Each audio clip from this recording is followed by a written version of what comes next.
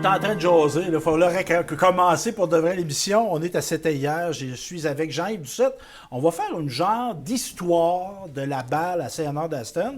Parce que tu es un porteur de cette histoire-là, mais il y a eu des gens qui ont passé avant toi, évidemment.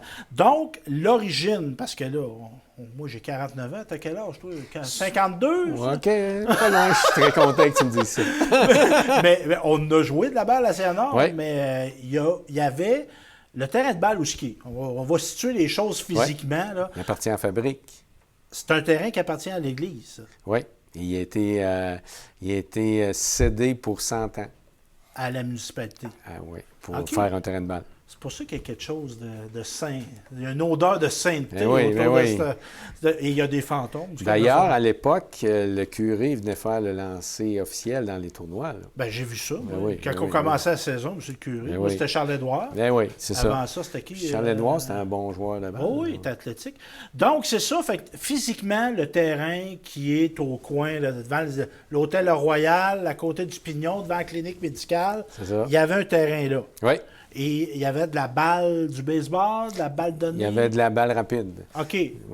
Par en dessous ou le tour complet? Le tour complet. Puis il y avait aussi ce qu'on appelait de la slow pitch ou de la balle lente, dans laquelle, là, maintenant, on joue à balle donnée, mais dans ce temps-là, c'était vraiment, la balle devait faire un arc d'au moins entre 6 et 12 pieds de hauteur, et on avait une plaque sur laquelle... OK, c'était déjà beau. Je pensais qu'on avait innové que cette plaque-là, c'était minimalement 6 pieds de haut, maximum 12 pieds, puis il faut qu'elle tombe sur... Oui, puis on avait des équipes de Drummondville qui venaient ici dans des tournois assez relevés, là, puis il y avait du monde. Puis on a eu un joueur, Julien Doucette, qui était un bon joueur de balle. Lui, c'est un joueur de baseball? Lui, c'est un joueur de baseball. Il a joué pour... dans ce temps-là, il y avait une ligue provinciale au niveau du Québec, puis c'était très, très fort. Les matchs étaient radiodiffusés. Puis Julien Doucette a été un joueur dominant dans l'équipe de Trois-Rivières. Puis les matchs étaient radiodiffusés. Puis il y avait une personne à Saint-Léonard qui avait un radio, et il s'appelait Joe Allison. Il restait dans le 9e rang et les personnes se ramassaient chez lui pour écouter le match. Joe Allison, qui était le premier qui a bâti ce qu'on appelle aujourd'hui chez Boris. Donc, il avait bâti la première... La Nash? Oui.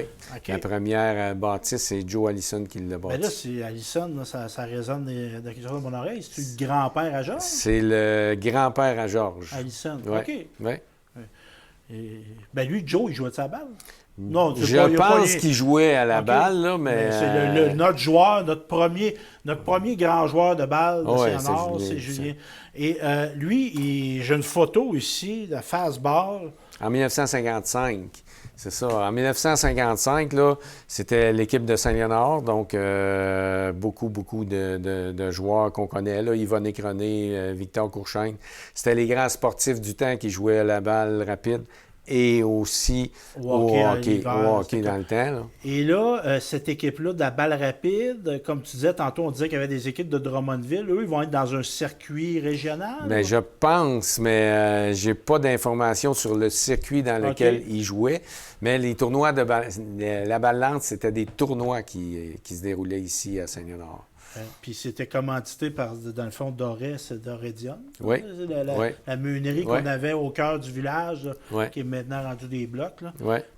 Je suis jeune, mais je me rappelle de la meunerie. Ah, c'est quand même quelque chose. Puis c'est ça, on voit des contemporains. Tu sais, Yvonique qui est toujours de ce monde, tant mieux. Évidemment, il y en a quelques-uns qui sont disparus, mais c'est moi, Victor Courchaine, j'ai joué pour les Vic, là, au baseball, les uniformes gris et orange et blancs. Ça s'appelait Vic, c'était à cause de Victor. Puis juste faire une petite parenthèse, baseball mineur à ce moment-là, moi je joue dans les années 80. Il y avait le moustique, je présume. Oui, il y avait des catégories mineures, je ne peux pas dire. Il y avait Vic qui était gris, puis tu avais les Jets qui étaient noirs. Ça, c'était plus vieux. Oui, puis ensuite, on a eu...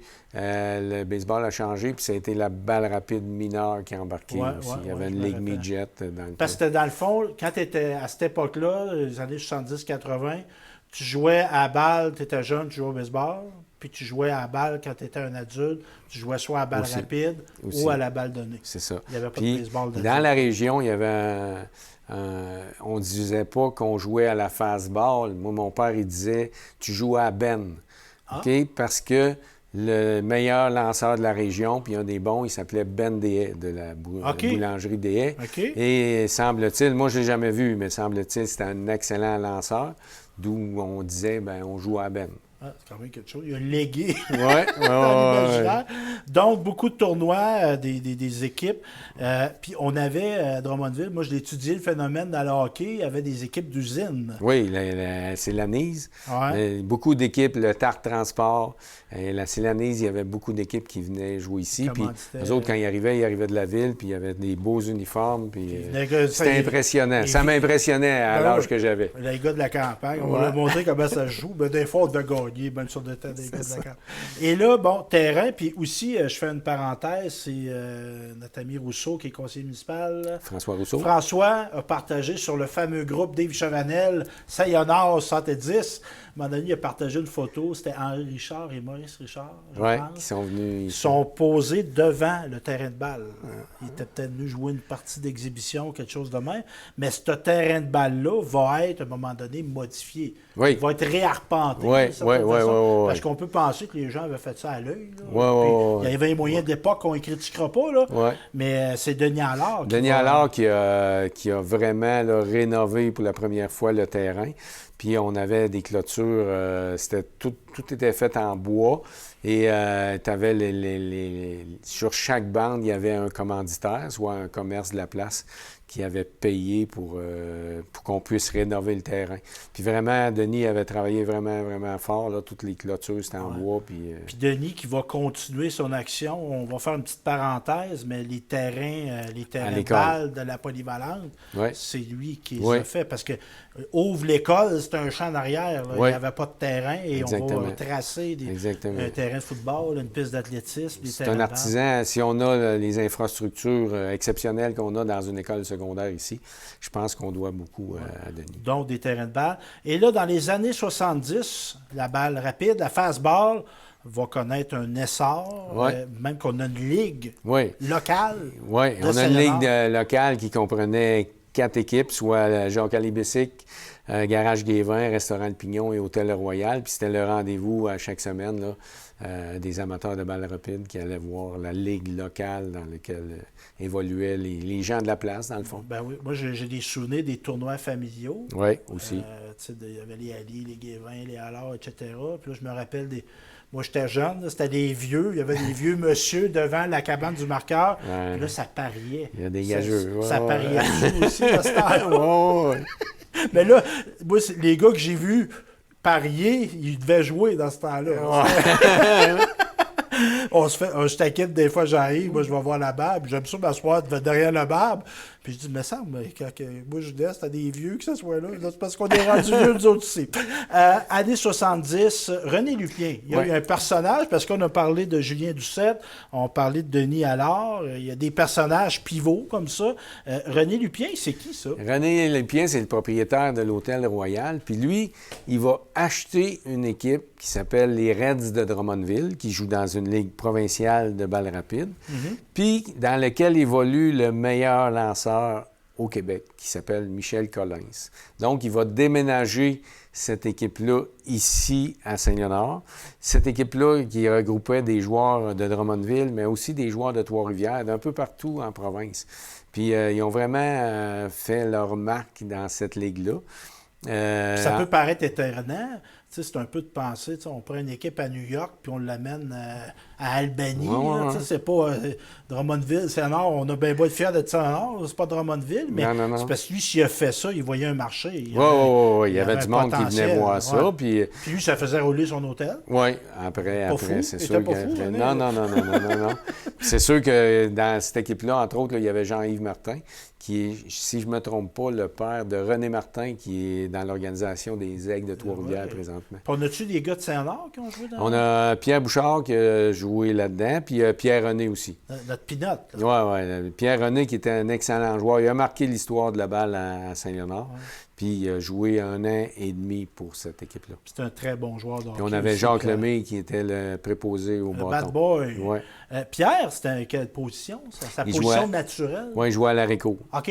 Donc, un très bon joueur en défensif. Puis la rumeur ou son exploit, c'était il était capable de frapper la balle sur la voie ferrée. Ah oui, il y avait de la puissance. Oui. Puis ça, elle ne s'est pas rapprochée, la rail de chemin de fer a toujours été là. Non, elle a toujours été à la même place. À l'époque, on parlait des bandes de commanditaires. La bande était plus près que ce qu'on a maintenant. Oui, c'est ça. Mais c'est ça. Mais moi, Pierre, j'ai pas vu frapper sa rail de chemin de fer. Mais c'est ce que la rumeur disait. Oui, ça. Mais j'ai vu, moi, comment pas Jutra. Olivier Forêt? Non, Olivier Forêt, j'en ai vu frapper des creuses. Comment il s'appelait? Donc, il a joué dans la fin des Grizzlies.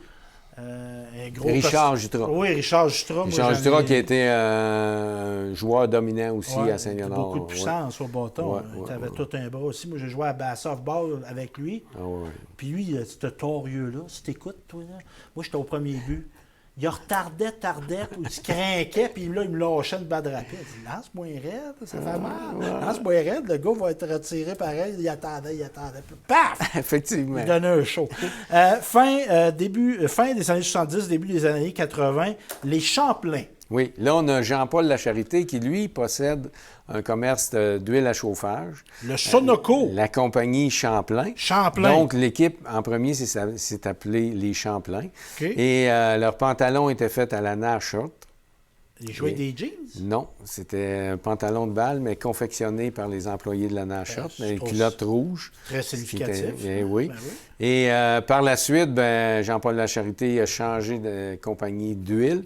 Donc, c'est devenu les Sonoco. Et tu as amené une photo, je ne sais pas si tu captes bien notre ami Raphaël. Et là, c'est du monde qu'on voit dans le village encore. Oui. Denis Boisvert, que je vois quand je prends mes marches. Yves Hébert, Jean-Paul Lacharité, qui est malheureusement décédé. Son fils, Gilles. Oui. Gilles. Puis là, il y a des noms qu'on voit apparaître, qu'on va voir réapparaître dans un autre... dans un autre épisode. Guy Jutras, qui va se ramasser à jouer avec les Grizzlies. René Caillat. Un bon joueur de base. Oui. Le père de Jesse, qui est un bon joueur, mais qui était, entre autres, a fait beaucoup pour les loisirs, en tant que directeur des loisirs à Saint-Léonard. Donc, c'est ça, les Sonoco. Et dans cette époque-là, on avait une ligue, si je ne me trompe pas, à 12 équipes. Donc, ça partait de Saint-Germain-de-Grande-Table, puis ça allait jusqu'à Descharillons. Donc, on avait des équipes à Gentilly, Nicolette. Je vais me permettre de faire un genre de... On est de même, on peut... C'est nous autres qui avons fait l'émission, on va bien l'arranger comme on veut. Quand tu parles de participation, ça, c'est impressionnant. Tu sais, tantôt, on parlait d'une ligue de balle rapide. C'est pas, on peut dire que c'est de la balle qui inclut pas. C'est pas de la balle très inclusive, la balle rapide. Là. Non, il faut que tu aies un certain talent, puis ça demande beaucoup de pratique. Donc, mais c'est impressionnant de voir qu'on était capable de générer 4 équipes locales. Il y a une autre chose aussi qui est très impressionnante. Là, on parle de plus de balles récréatives, mais l'époque, la ligue de balles données. Oui. Il y avait combien d'équipes? La Ligue des bons buveurs Molson, il y avait, si je ne me trompe pas, c'est 7 ou 8 équipes. Des noms d'équipes, les Cannes, ça c'était JM17. Parce que chaque équipe était commanditée par un commerce, mais il portait un nom original du commerce. Donc les cannes de Bin. C'était l'épicerie locale. Les Morbides. C'était les Lausière et Fils. Cercueil Lausière. C'est ça. L'Actoduc. C'était... ce qu'il y a aujourd'hui chez monsieur... en face de BMR. Oui, c'est ça. Les Books. Les Books, c'est les Chevaliers de Colomb. Ben oui, la fameuse chèvre. Les Poches. C'était Doré et Dionne. Il y a la meunerie. Ben oui, notre équipe des années 50. Les Fanatiques. C'était Aston Industries. Ah ben oui. Qui faisait les Aramis, ça c'est un club social. Oui. Et donc c'est ça. Et les artisans de cette ligue-là, Yvon Hébert. Oui. Moi, je l'ai juste vu coacher, Yvon, mais c'était il était président de la Ligue, puis c'était un bon coach, Yvon. Il était près des joueurs. Je sais qu'il a joué Peut-être à l'époque des années 50 qu'on parlait tantôt, là. Mais moi, je ne l'ai pas vu jouer. Là. Je ne pourrais pas te dire. Ça, c'était un monsieur sympathique. Il Ouais. était drôle. Ouais. Il travaillait à l'école, faisait pas des blagues. Pierre Grégoire, un autre gars de commerce agréable. Gilles Godin également, des artisans de cette ligue-là. Et là, on parle de quoi? 1, 2, 3, 4, 5, 6, 7. Disons 10 joueurs par équipe. C'est 70 hommes de Saint-Amand qui jouent à la balle une fois par semaine. C'est quelque chose. Même mon père jouait à cette époque-là. Fait que là, on vient, parce que là, toi, il y a des personnages pivots de l'histoire de la balle. T'en es un, Jean-Yves. Arrive quelque chose en 1977. Qu'est-ce qu'on fait en 1977? Bien, en 1977, il existe les Sonoco. Oui. Mais les Sonoco, ils ont 12 ou 13 joueurs, puis il y a des joueurs, m'incluant, qui n'ont pas de place pour jouer dans cette équipe-là. Parce que toi, tu es un bon joueur. Tu es jeune encore, mais tu aimerais ça avoir une. Ben, toi et puis d'autres. Tu veux jouer à la balle sérieusement, tu veux jouer compétitif un peu. Fait que là, on a trop de joueurs. C'est ça. Fait qu'à cette époque-là, nous, on était encore au secondaire, en secondaire 5, puis il y a un professeur d'éducation physique qui s'appelle Michel Poirier. Puis qui nous dit, vous autres, les jeunes, vous devriez vous faire une équipe pour jouer dans ma ligue de softball. Fait que là, on se réunit une douzaine de joueurs. Puis, on décide de faire une équipe pour jouer dans cette ligue-là. Puis, le problème qu'on avait, c'est qu'en secondaire 5, personne n'avait de véhicule pour se transporter. Si on joue au village, correct. Oui, mais si on joue en dehors, ça ne marche pas. Ben non, donc, à cette époque-là, on avait un joueur qui s'appelait Gilles Dubé, qui, lui, avait une école online avec une petite fenêtre, là, comme ça existait dans le temps, fini sur le tapis à l'intérieur. Rien de Puis moins. là, on embarquait les 10 joueurs là-dedans. Il appelle ça une boîte à caresses. C'est ça. Fait que là, on s'en allait, on se déplaçait.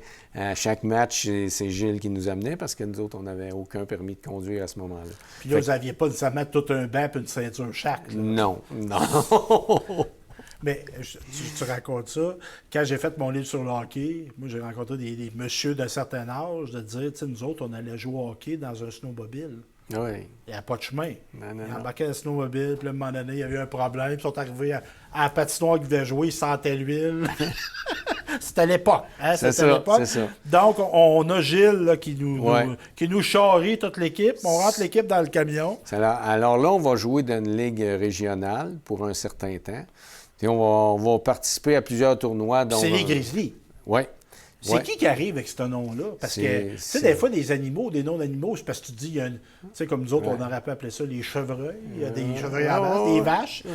Mais les Grizzlies, là, c'est Rémi Doucette qui avait trouvé le nom. Rémi. C'est lui qui est arrivé avec ça, puis on trouvait que ça faisait... agressif un peu. Oui, agressif, puis intense, des joueurs intenses. Fait que c'est lui qui avait trouvé le nom. Fait que là, on va faire partie d'une ligue régionale pour un certain nombre d'années. Puis par la suite, on va aller jouer à Drummondville dans la Ligue Aramis. Donc, la meilleure ligue orthodoxe de softball orthodoxe, de la région. Ça, on orthodoxe, c'est... Par en dessous, vite, rapide, mais pas le grand tourniquet. Non. Puis là, tu nous as amené des artefacts. Ben oui. Parce que Jean-Yves, là, il allait dire il y a bien des défauts, je n'en connais pas. Il est bon, l'ordinateur. Non, c'est peut-être son défaut. Il y a trop de dossiers dans son ordinateur, mais c'est un gars qui conserve. Et ça, moi, je salue ça, la mémoire, parce que, oui, d'avoir des anciens chandails des Canadiens, c'est bien intéressant, des Nordiques, mais le sport, c'est aussi régional. Ouais. Et ça, moi, je trouve que c'est une magnifique pièce. Ça, c'est le premier chandail de la première année des Grizzlies. Oui. Et on voit que c'est pas un chandail standard. Tu sais, moi, des chandails de balle, ça ressemble plus à celui que je vous montre là. Oui. Mais ça, c'était ça qu'on avait moyen de se payer à ce moment-là. C'est ça. On peut dire ça. Exactement. Avec l'écusson qui a été sûrement cousu par une des mamans des joueurs. Oui. On peut présumer. Donc, c'est quelque chose. Fait que toi, tu as conservé ça, toi. Oui. Mais quand même, tu sais, on a des uniformes. Oui, à cette époque-là, on a des uniformes. On a le pantalon en coton qui va avec. OK. Et on a le sous-bas qui va avec aussi. OK. Fait et que là, la casquette. on est en business. Oui. Fait que là, cette équipe-là, puis là, on a d'autres uniformes. On va faire le tour. Là, on parle un petit peu plus... un peu plus moderne, un peu plus standard comme uniforme. Celui-là, est-tu plus vieux que celui-là? Celui-là, c'est le deuxième qu'on a. Deuxième. Puis celui-là, c'est le troisième. Et on voit les commanditaires. Oh, quelle belle coïncidence. Ça, c'était commandité par les gens qui travaillaient où ce qu'on est ici en ce moment. Oui, exactement. Parce que les studios de Télécœur sont dans la Caisse populaire. Caisse populaire qui était impliquée dans son milieu à cette époque-là. Là. Et on a un autre beau commanditaire ici. Là, c'est en face de l'ancienne Caisse populaire. Il y avait l'hôtel Monaco, qui est rendu maintenant l'emplacement de la Famille Prix Isabelle Fleurant. Donc, c'est ça. Moi, j'ai déjà joué pour le Monaco à Saint-Bar, je pense. Bon Western. Oui, on va en parler de ça. Puis là, un autre aussi, plus récent, le carrossier, ça, c'est Jean-Guy Caméra. Ouais. Donc, on va avoir des uniformes. C'est comme une histoire. Puis ça, c'est comme dans les C'est le dernier uniforme des Grizzlies. Là, on a des belles chemises là, plutôt traditionnelles, avec les griffes. Oui. Puis là, tu as amené quelque chose aussi, parce que là, ça, on devait faire... on va parler de tout ça. On a parlé de ça dans une autre émission de campagne de sociofinancement, mais vous autres, vous n'aviez pas de site Internet. Là. Non. C'était de... Quand, entre autres, les Grizzlies ont été faire un tournoi, c'était-tu au Nouveau-Brunswick? À Pocketville. Pocketville, puis là, vous aviez ramassé des sous. C'était quelque chose. On lave des autos, on vend du spaghetti. Oui. Fait que ça, c'était un manteau, ça. Oui. À l'époque, c'était à la mode. Chaque équipe faisait un manteau, puis on regarde là, les comment on peut appeler ça? Les cuissons? Les cuissons, c'est fait en chenille. Donc, c'est vraiment spécial dans cette époque-là. Puis ça, c'est quelque chose. Quand tu as ton manteau, là, tu sais, c'est quelque chose.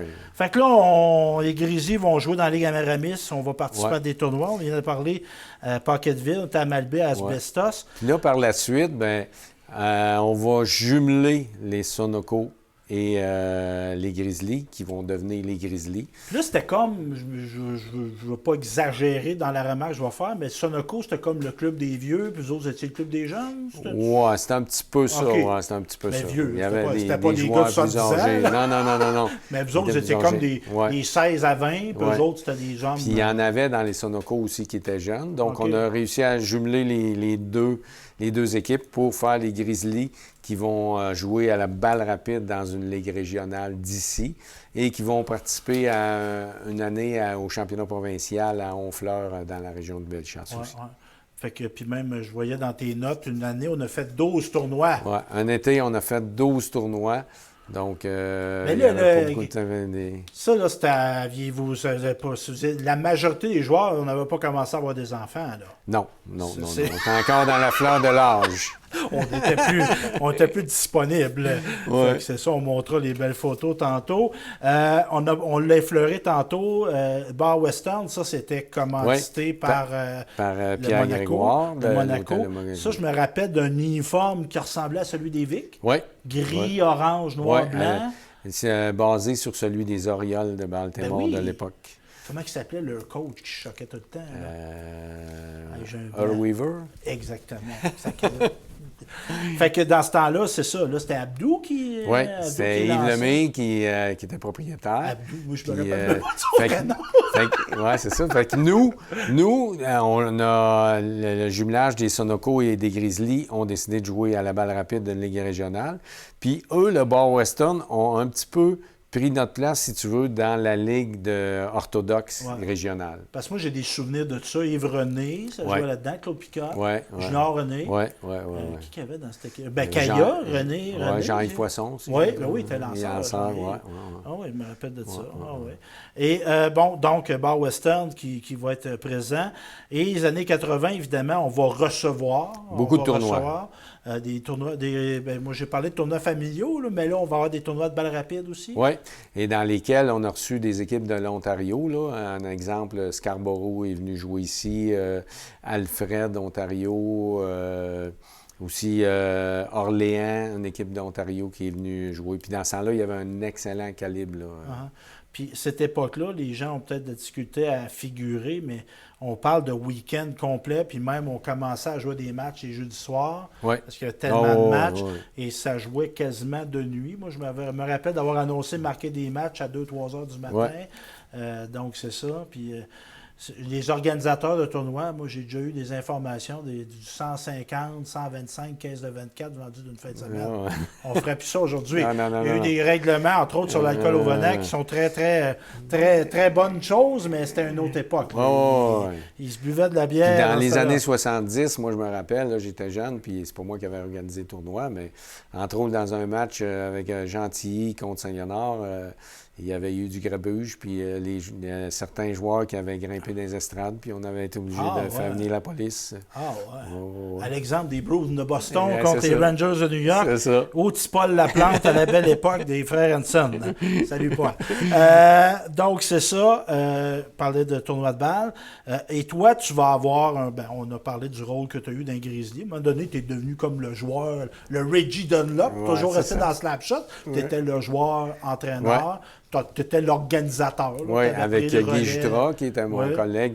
Nous autres, on avait fait notre cours en éducation physique. D'enseignant d'éducation physique. C'est ça. Guy a été aussi un organisateur. Oui. Beaucoup de choses qu'il a léguées là-bas. C'était pas un gars qui se contentait d'enseigner. Non, c'est un gars dynamique. On le salue. Une bonne pensée pour Guy qui, malheureusement, nous a quittés. Donc, toi, tu vas avoir une volonté de léguer, de créer une relève. Tu vas créer une école de balle. Fait qu'en 1989, j'étais allé aux Jeux du Canada comme entraîneur-chef. Puis en 1993. Puis quand je suis revenu en 1993, je me suis dit, il faut créer quelque chose pour les jeunes.